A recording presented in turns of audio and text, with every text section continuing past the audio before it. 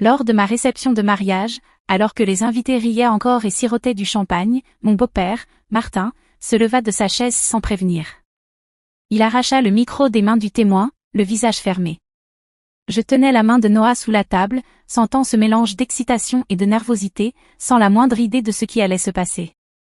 La grange était illuminée de guirlandes lumineuses, les tables vibraient de conversation et de célébration, et je m'autorisais enfin à croire que le bonheur pouvait être quelque chose qu'on garde. Puis Martin parla, et toute l'atmosphère se brisa comme du verre éclaté. Je pense que tout le monde ici devrait savoir, dit-il d'une voix ferme et tranchante. Elle en a après son argent, c'est tout. La salle se figea. Les fourchettes restèrent en l'air. Les conversations s'éteignirent. Des centaines de regards se tournèrent vers moi, la joie laissant place à la confusion, au choc, à la suspicion. Je souris. Parce que pleurer lui aurait donné du pouvoir. Je souris malgré le nœud dans ma gorge, malgré la honte qui me montait à la poitrine. Noah serra ma main plus fort. Tout son corps s'était tendu à côté du mien, mais aucun de nous ne bougea.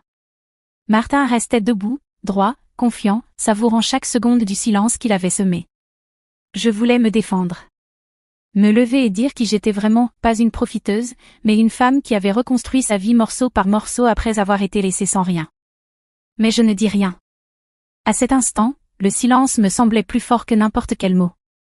Les invités se tortillaient, mal à l'aise. Certains murmuraient. La plupart se contentaient de me fixer. Alors, en silence, il glissa de sa chaise. Mon fils de 8 ans s'avança, avec sa serviette toujours coincée dans le col de sa chemise, vers le micro. Son petit corps paraissait encore plus petit sous les poutres hautes de la grange, mais ses pas étaient assurés. Je commençai à me lever, le cœur battant à tout rompre, mais je m'arrêtai quand il se tourna vers moi. Son expression était calme. Sûre d'elle. Il se tourna vers Martin, s'arrêtant à quelques mètres de l'homme qui venait d'humilier sa mère devant tout le monde. « Papy, dit Ellie d'une voix claire, tu veux que je raconte ce que tu as fait à mamie ?» Le silence se rompit. Un verre glissa des mains de quelqu'un et se brisa au sol. Des halètements parcoururent la salle. Toute l'attention qui était braquée sur moi quelques instants plus tôt se détourna dans un tourbillon pour se poser directement sur Martin. Il ouvrit la bouche, mais aucun mot n'en sortit. Son visage perdit toute couleur. Pour la première fois de la soirée, je n'étais plus la coupable sur le banc des accusés. La vérité, enfouie depuis des années, remontait enfin à la surface, et ce n'était pas sur moi qu'elle s'abattrait. Ce matin-là, le monde derrière ma fenêtre brillait d'une lumière dorée et douce. La campagne s'étendait vaste et ouverte, parsemée de fleurs sauvages qui dansaient sous une brise légère. C'était le genre de matinée qui ressemblait à une promesse. J'étais devant le miroir, ajustant la simple boucle d'oreille en perles que Noah m'avait offerte, sentant une énergie nerveuse vibrer sous ma peau. Jamais je n'aurais imaginé avoir une seconde chance en amour, encore moins une chance qui semble aussi pure. Après que mon premier mariage se soit effondré sous le poids des mensonges et de la solitude, j'avais fini par me convaincre que les contes de fées étaient pour les autres. J'avais appris à construire une vie pour Ellie et moi de mes propres mains, brique par brique, avec douleur, persévérance et silence.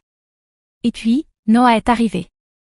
Je l'ai rencontré quand j'ai été engagée pour redessiner les intérieurs du nouveau siège de son cabinet d'architecture. Il était attentionné, toujours à l'écoute de mes idées, me regardant comme si ce que je disais comptait vraiment. Entre café partagé et nuit blanche à mesurer des plans, notre amitié s'est transformée en quelque chose de plus fort, de plus intense, de plus évident. Il m'a redonné foi, non pas avec de grands gestes, mais par sa manière de se souvenir de mon thé préféré, ou de rire aux blagues sans queue ni tête de mon fils comme si c'était les plus drôles du monde. Noah n'a jamais cherché à me réparer. Il s'est juste tenu à mes côtés, solide, certain. Ellie l'a adoré presque immédiatement. Ils construisaient ensemble des châteaux en Lego, menaient d'épiques batailles d'épées en mousse dans le jardin et murmuraient des plans pour construire une cabane rien que pour moi. Les voir tous les deux ensemble me faisait mal d'une manière belle, presque sacrée. Mais tout le monde n'était pas heureux. Martin, le père de Noah, n'a jamais caché qu'il me considérait comme inférieur à leur famille. À ses yeux, j'étais une mère célibataire sans rien à offrir, sinon un joli visage et un compte en banque vide. Ses sourires étaient glacés, ses gentillesses, tranchantes comme des insultes. Au dîner de répétition, il garda ses distances, trinquant avec d'anciens associés et évitant totalement notre table. Je me répétais que ça n'avait pas d'importance. Que la seule approbation dont j'avais besoin était celle de Noah et d'Ellie. Pourtant, Un nœud d'inquiétude se formait chaque fois que je surprenais Martin en train de m'observer de l'autre côté de la salle, avec un regard indéchiffrable. Le lieu était exactement comme je l'avais rêvé, simple et magnifique. Une grange restaurée, décorée de linge blanc et de guirlandes lumineuses, entourée de hauts chênes qui semblaient veiller en silence. Les tables étaient ornées de roses au ton rosé et de porcelaine au bord doré. Il y avait une douceur dans cet endroit, une sensation de chez soi. Je portais une robe qui flottait à chacun de mes pas, rien d'extravagant, juste de la dentelle et du satin, comme fait pour moi. Noah portait un costume bleu marine, avec une rose blanche à la boutonnière. Quand j'ai remonté l'allée et vu la manière dont il me regardait, comme si j'étais la seule personne au monde, toutes les peurs, tous les doutes se sont simplement évaporés. Nos vœux étaient simples et sincères. Des promesses bâties sur la beauté brute, compliquée de la vraie vie. Nous avons promis de nous battre l'un pour l'autre. D'écouter. De pardonner. Ellie se tenait à nos côtés, tenant les alliances, souriant si fort que j'ai cru que son visage allait se fendre en deux. Pendant le cocktail, l'air s'emplit de rire. De vieux amis se retrouvèrent. De nouvelles amitiés naquirent. Les assiettes tintaient, la musique jouait, les enfants couraient pieds nus sur l'herbe. Pendant un instant, c'était comme si chaque cicatrice que je portais s'était transformée en quelque chose d'invisible, quelque chose de léger.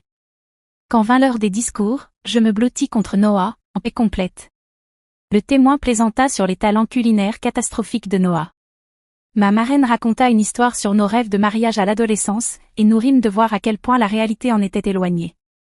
J'aperçus Martin du coin de l'œil, assis raide à sa table, faisant tournoyer un liquide ambré dans son verre. Je pensais que, peut-être, juste peut-être, il resterait silencieux et nous laisserait cette soirée. Je me trompais. Quand Martin se leva et prit le micro, une vague de confusion parcourut l'assemblée. Les têtes se tournèrent, certains applaudirent poliment, s'attendant à un discours formel, légèrement maladroit, du père du marié. Au lieu de cela, il réduisit tout en miettes d'une seule phrase. Maintenant, assise ici, le poids du moment écrasant ma poitrine, je compris la vérité.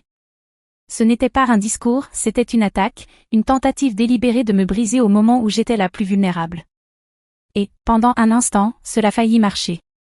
Jusqu'à ce qu'Ellie, de ses petits pas fermes, me rappelle que le plus grand amour dans cette pièce n'était pas celui qui cherchait à contrôler, mais celui qui choisissait de se lever, peu importe à quel point on pouvait être petit ou effrayé. Les mots de Martin restèrent suspendus dans l'air, lourds et tranchants. Elle en a juste après son argent. Pendant une seconde, personne ne bougea. Le groupe de musique arrêta d'accorder ses instruments. Les conversations moururent au milieu d'une phrase. Tous les regards dans la salle se tournèrent vers moi, non pas avec bienveillance, mais avec confusion, soupçon, pitié. Je restai figé, la main crispée autour de celle de Noah. Ses jointures étaient blanches. Je sentais son corps tendu à côté du mien, une tempête contenue de justesse. Je voulais parler, en rire, me lever et détruire ses accusations. Mais les mots restèrent bloqués dans ma gorge. J'avais prévu tant de choses pour ce jour. Ce moment n'en faisait pas partie. Noah se leva à moitié de sa chaise, mais Martin continua de parler.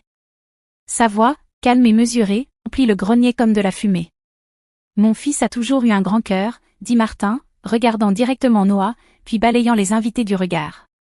Trop grand. Cela l'aveugle à ce que les gens veulent vraiment de lui. Des murmures s'élevèrent autour des tables. Les amis se regardèrent, incertains s'ils devaient rester assis ou intervenir. Certains me jetèrent un regard désolé. Mais la plupart attendaient de voir ce qui allait se passer. Ma respiration devint plus rapide, courte et saccadée. Ma robe de mariée, si légère et belle quelques heures plus tôt, me semblait maintenant comme un filet qui se resserrait autour de ma poitrine. Martin leva légèrement son verre, comme pour porter un toast, son sourire aussi tranchant qu'une lame. À voir les choses clairement, avant qu'il ne soit trop tard. Il se rassit, laissant tomber le micro sur la table dans un bruit sec. Ce son résonna dans le silence stupéfait. Je baissai les yeux vers mon assiette, la vision trouble. Une tomate cerise s'était échappée de ma salade et reposait sur le bord, parfaitement intacte, absurde dans sa normalité. Autour de moi, le monde tournait, mais cette tomate restait parfaitement immobile. Noah se tourna vers moi, le visage rouge de colère mais doux quand il croisa mon regard. « Je suis tellement désolé, murmura-t-il, la voix tremblante de rage et de peine. Je secouai la tête. Je ne voulais pas qu'il soit désolé. Je ne voulais pas qu'il ressente de la honte pour la cruauté d'un autre. Je me redressai. Je levai le menton. Si Martin voulait m'humilier, je ne lui donnerais pas la satisfaction de me voir m'effondrer. J'ouvris la bouche, prête à parler, à me défendre avec chaque once de force qu'il me restait. Mais avant que je puisse dire un mot, Ellie se leva de la table voisine, où il était assis avec ma sœur et ses enfants. Ellie se leva. Il essuya ses mains sur le devant de son pantalon, balayant des miettes invisibles, et commença à marcher vers l'avant de la salle. Au début, je crus qu'il venait simplement vers moi, cherchant du réconfort comme les enfants le font quand les choses deviennent effrayantes. Je me levai à moitié de ma chaise, prête à le prendre dans mes bras, à le protéger de la laideur qui nous entourait. Mais il ne vint pas vers moi.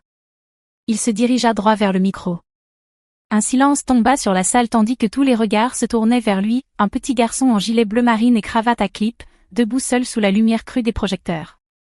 Il leva les bras, ajusta soigneusement le micro, et regarda Martin. « Papy, dit Ellie, la voix calme, est-ce que je leur dis ce que tu as fait à mamie ?» Les mots, si clairs et simples, tranchèrent la tension comme une lame. On entendit un souffle coupé parmi les invités.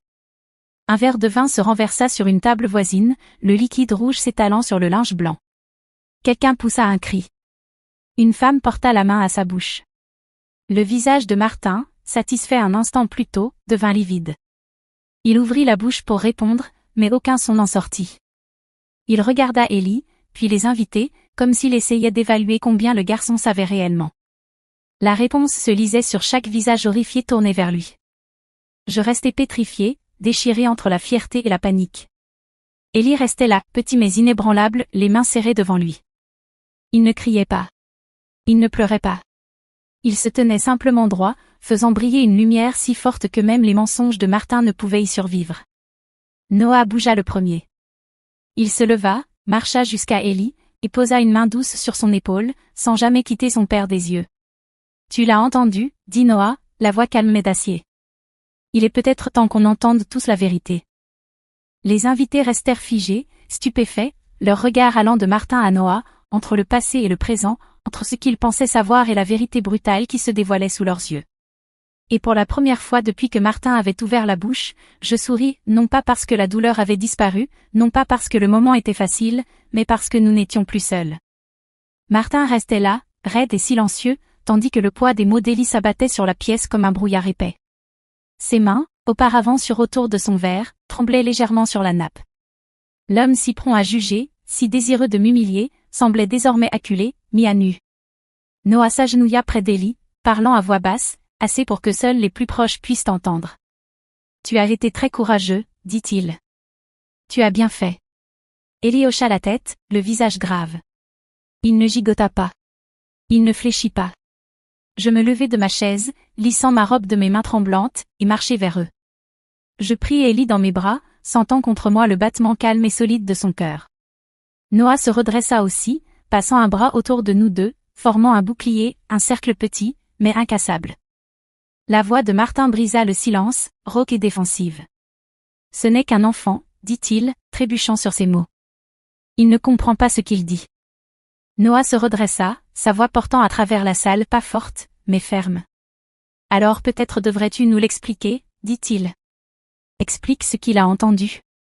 Explique pourquoi ma mère avait peur de rentrer chez elle après son opération. Explique pourquoi elle pleurait au téléphone ce soir-là, me suppliant de rester en ligne parce qu'elle avait peur d'être seule avec toi. » Des exclamations choquées se répandirent parmi les tables. Les invités murmuraient, se penchaient, jetaient des regards de Martin à moi, puis à Noah. Je serrai Ellie plus fort, sans détourner les yeux de Martin. Il se leva soudainement, faisant racler sa chaise sur le plancher de bois avec un bruit brutal. Son visage se crispa sous la colère mais aussi sous la peur, nue et évidente. « C'est une affaire de famille, lança Martin, pas quelque chose à exposer devant des étrangers. »« Non, répondit Noah. Les affaires de famille sont fondées sur la confiance, le respect, l'amour. Tu as détruit tout cela bien avant ce soir. » Un instant, je crus que Martin allait fuir, tourner les talons et disparaître dans la nuit, ne laissant derrière lui que des rumeurs et des ruines. Mais il resta planté là, buté, défiant, trop fier pour fuir, mais trop exposé pour riposter. De l'une des tables à l'avant, l'oncle David, le frère cadet de Martin, se leva. C'était un homme discret, toujours en retrait lors des réunions de famille, toujours la tête baissée. Mais ce soir-là, quelque chose en lui avait changé. « Moi aussi, je l'ai entendu, dit l'oncle David, la voix tremblante d'émotion. J'étais là, le soir où tu as dit à Lily qu'elle était un fardeau, que tu regrettais que l'AVC n'ait pas fait le reste. Je n'ai jamais rien dit parce que je pensais que cela détruirait la famille. Mais c'est toi qui l'as fait. Les mots frappèrent comme une fissure dans la pierre. Martin pâlit. Sa bouche s'ouvrit et se referma, cherchant une défense, une échappatoire, mais rien ne vint. Les invités le fixaient désormais, non plus avec confusion, mais avec dégoût. Les murmures montèrent, se transformant en colère, en incrédulité, en compassion pour la femme qui l'avait si profondément trahi. La wedding planée, devinant le désastre, fit discrètement signe à l'équipe de sécurité près de l'entrée. 2 hommes en costume noir s'avancèrent discrètement au fond de la salle, prêts à intervenir. Noah les regarda, puis se tourna vers Martin. « Je pense que tu devrais partir, dit-il. Tu n'es pas le bienvenu ici. » Martin regarda autour de lui, réalisant peut-être pour la première fois que personne ne le défendrait. Personne n'excuserait son comportement. Personne ne ferait semblant que cela n'était jamais arrivé. D'un geste raide, il attrapa sa veste au dos de sa chaise et se dirigea vers la porte. Personne n'applaudit. Personne ne l'appela. Les lourdes portes de bois se refermèrent derrière lui dans un bruit sourd et définitif. Le silence resta suspendu une seconde de plus. Puis Noah se tourna vers les invités, sa voix stable, mais chargée d'émotions brutes et sincères. « Cette femme, dit-il en me regardant, est l'amour de ma vie. Elle n'est pas ici pour autre chose que mon cœur, et je suis plus fier que jamais de l'appeler ma femme. » Je sentis les larmes me monter aux yeux, mais cette fois, elles étaient différentes. Non pas de honte, mais d'un amour brûlant, immense. Les invités se levèrent. Les applaudissements remplirent la grange, non ceux, polis, d'un événement formel, mais des applaudissements sincères, puissants, réels. Les gens applaudirent. Certains pleuraient ouvertement. Et au milieu de tout cela, se tenait Élie, le plus petit d'entre nous, le plus courageux d'entre nous, serrant ma main très fort. Et je compris. Ce n'était plus simplement un mariage. C'était le moment où nous avons reconquis notre famille.